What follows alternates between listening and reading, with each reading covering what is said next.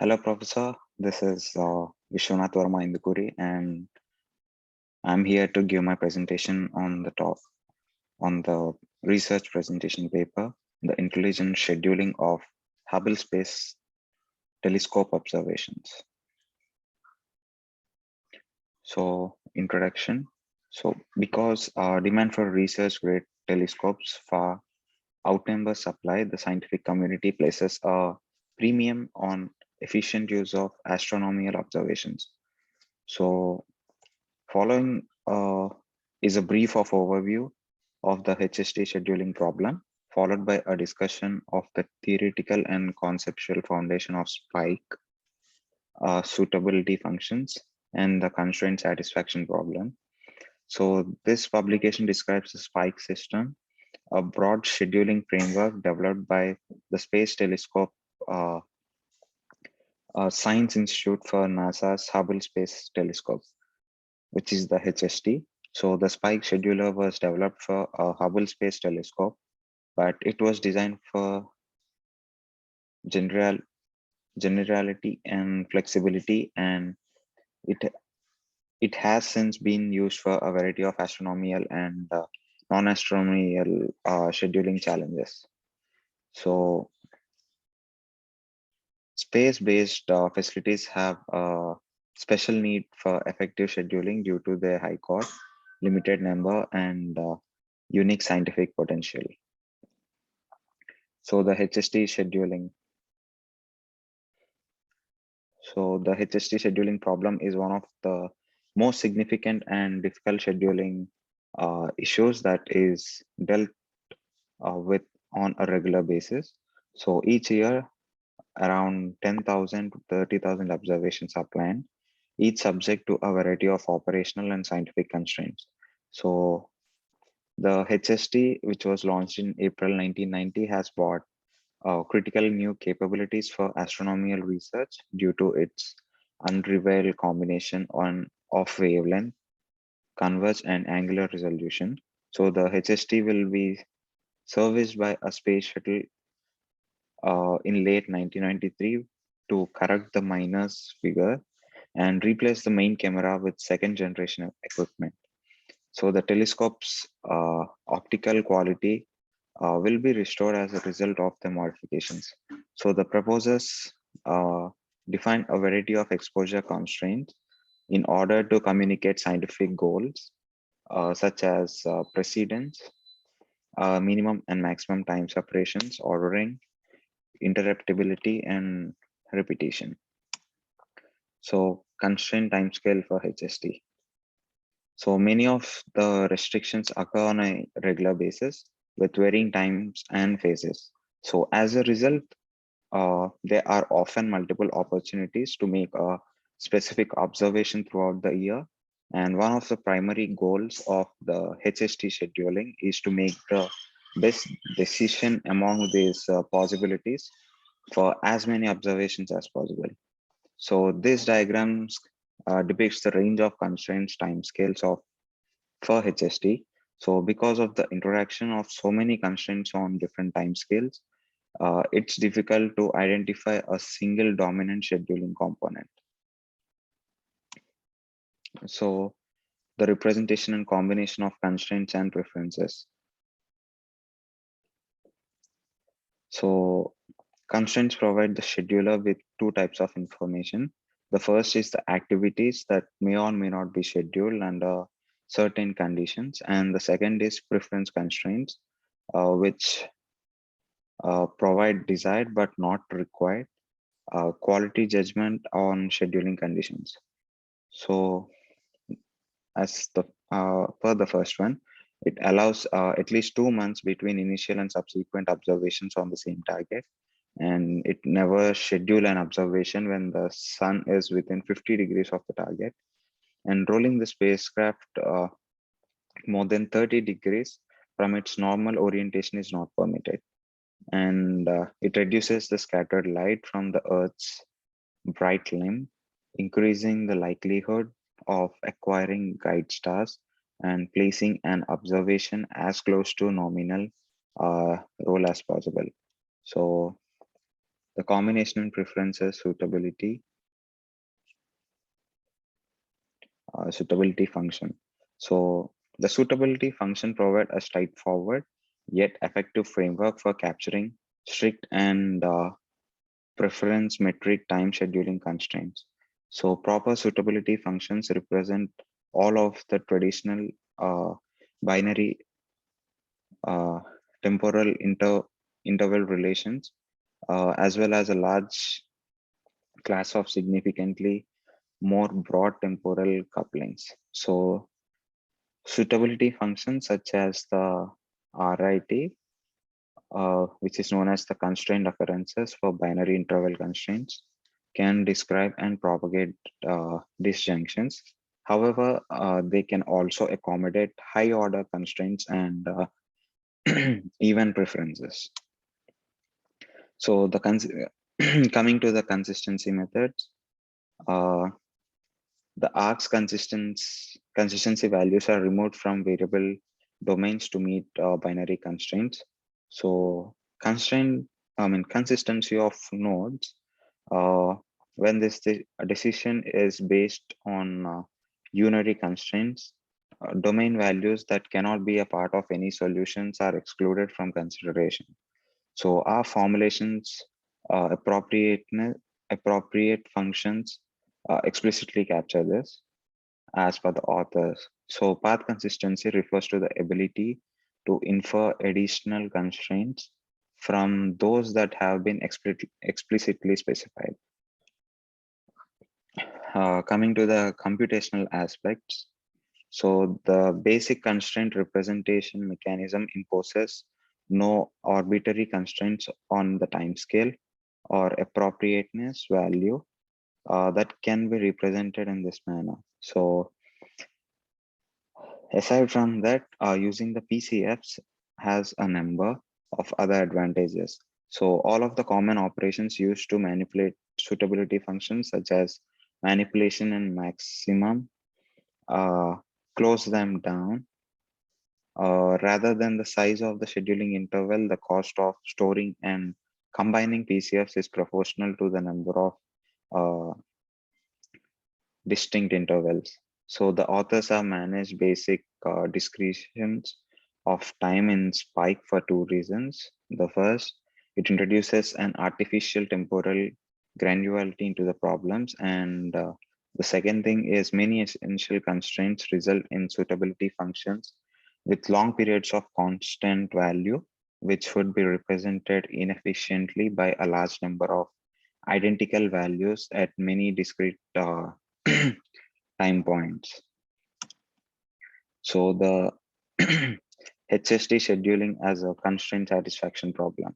So a constraint satisfaction problem is composed of a set of variables, each with a discrete value domain and a set of constraints that limit uh, the permissible values for each variable based on the values supplied for other variables. So the goal is to assign a consistent set of values to uh, all variables while ensuring that no constraints are broken to convert a scheduling problem into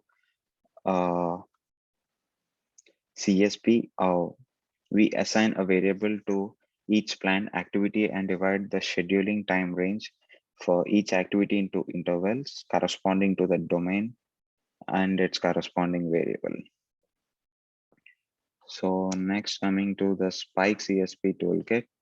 So the Spike CSP toolkit consists of several objective classes and methods, among which the most important are the abstract classes.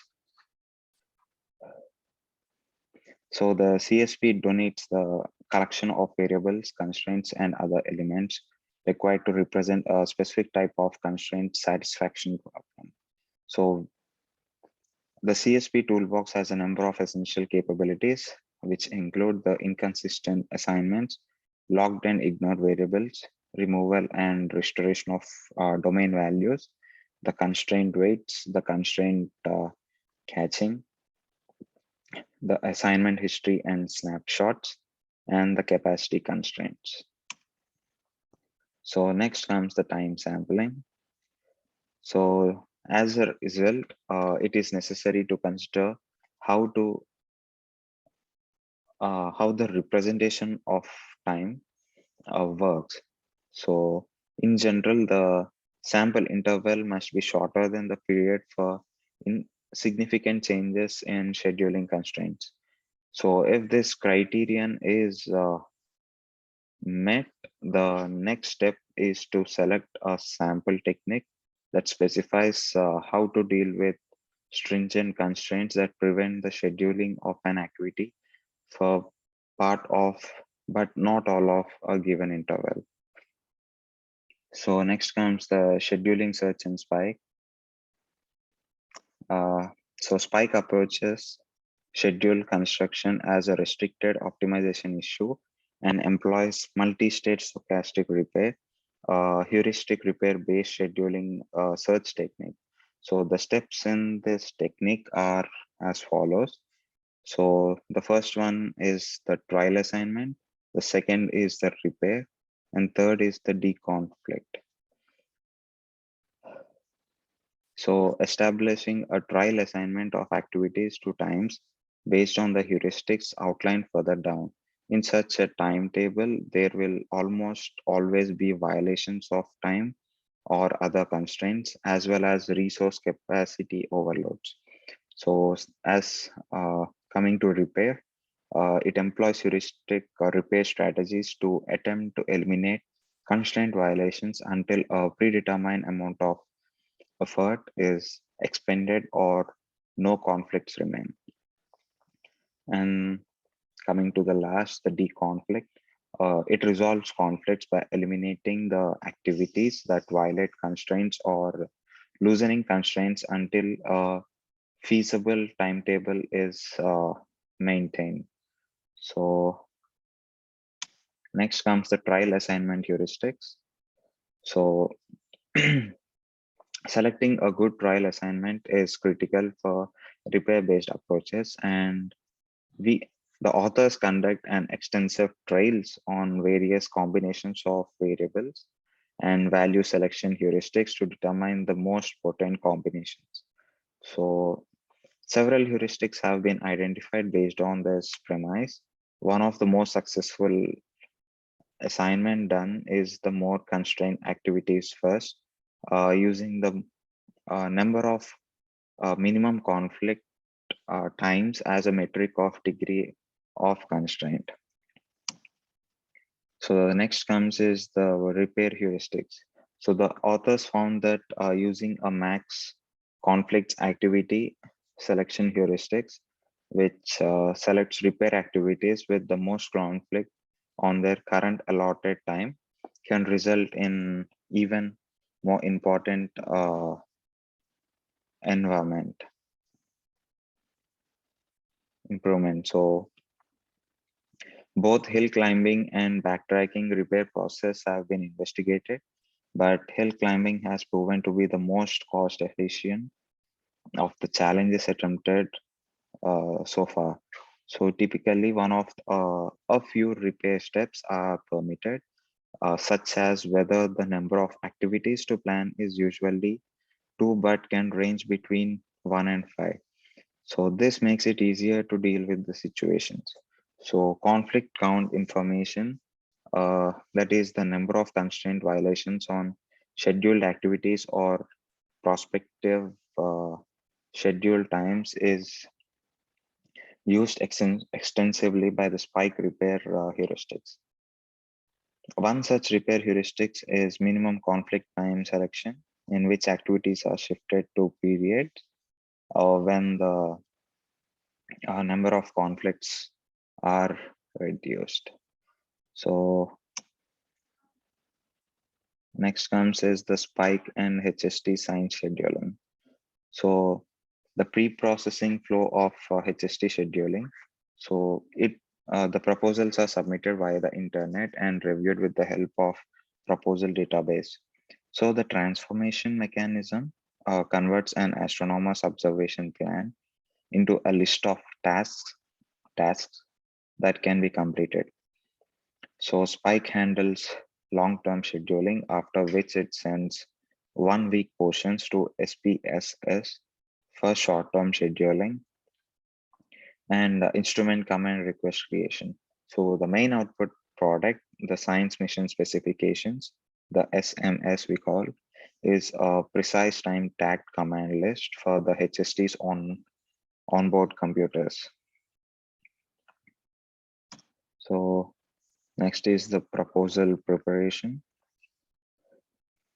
So the HST's successful proposals are chosen based on a brief explanation of the program's scientific goal and the observatory resources required to achieve it. Following the validation of the observations by a peer review procedure, each proposer must produce a thought definition of the exposure that must be taken. So able to accommodate both simple and sophisticated observations from novice or experimented HDSC users are expected, and formulation in declarative terms, that is, the astronomer can specify what data should be collected without becoming unduly encumbered by instrument, telescope, and ground system particulars. So HST observations employ the syntax of constraint requirements to define scheduling constraints on their exposure. So referring to their own origin or paper forms, the lines can be subjected to any of the specific scheduling constraints. So the next comes is the transformation. So transformation identifies specific problems in the proposal, such as discrepancies in instrument parameter values, conflicting time requirements among exposures, and loops in precedence restrictions. So the transformation employs the suitability function structure and the spike temporal constraint mechanism to collect and transmit temporal constraints and establish the path efficiency. So the transformation performs several planning tasks, such as determining the order in which observation should be executed, breaking exposures into piece of better match target visibility conditions, grouping observations to reduce overhead operations, and selecting specific implementation scenarios, and providing values for instrumental settings that the proposer defaulted. So next comes is the long-term scheduling. So long-term scheduling begins with a set of transformation observing suggestions expressed as a set of scheduling units and constraints. So these computer-intensive computations outputs are cached in disk files, and initial pre-processing phase generates absolute time-dependent constraints related to orbit by orbit target visibility, as well as the effects of unique orientation requirements. So the short-term scheduling. So short-term planning operates on a weekly basis, building a calendar from a list of SUs from the long-term plan. So once the activity sequence has been specified, so high-level spacecraft commands are linked to the calendar activities. So the process's output is a science mission specification, the SMS, which can be thought of as the HST's assembly language. So coming to the implementation, Spike is an artificially intelligent operational application. And in this, the authors look at some of the implementation challenges. So Spike was built in early 1987 using the Texas Instruments Explorer Lisp computers. So since then, the Lisp hardware and the software have advanced dramatically. To keep up with these changes, the authors have continued to improve Spike. The flavors code was transformed using the common Lisp object system. So between the 1990s and 1992, uh, they have transitioned from explorers to Sun Spark stations as our primary operations and developed platform. And there are now 22 Spark stations in use for transformation and spike. So the operational experience. So HST science operations are divided into cycles in which the ideas from the astronomical community are solicited, selected, scheduled, and carried out. The HST cycle will last about a year in the long run. So early HST operations were divided into two phases. The orbital verification, which evaluated the fundamental capabilities of the telescope and instruments, and cycle zero observations, which included a combination of science verification and guaranteed time observer GTO observations. So applications of spike to other astronomical scheduling problems. So table 2 shows the adaptations of spike to various astronomical scheduling. So the spike has been modified to address a variety of astronomical scheduling issues. So two of these are currently in or near flight, while other are in the prototype of planning stages during the development of spike. The experience of modifying spike of various situations was actively sought. Each example provided input on the method, which led to improvements from one version to the next. So coming to the summary of the paper, so the NASA's Hubble Space Telescope has been supported by the Spike scheduling system, which is integrated with a massive and complex spacecraft ground system. So since its launch, so the Spike's use of suitability functions enables the effective representation of various elements that influence real world scheduling decisions. So uh, Spike's adaptability has been demonstrated by incorporating long and short term scheduling at different levels of abstraction in the same constraint representations and search framework, as well as modifying it for a variety of additional spacecraft missions and ground-based observatories. So that's all about my presentation, and thank you so much.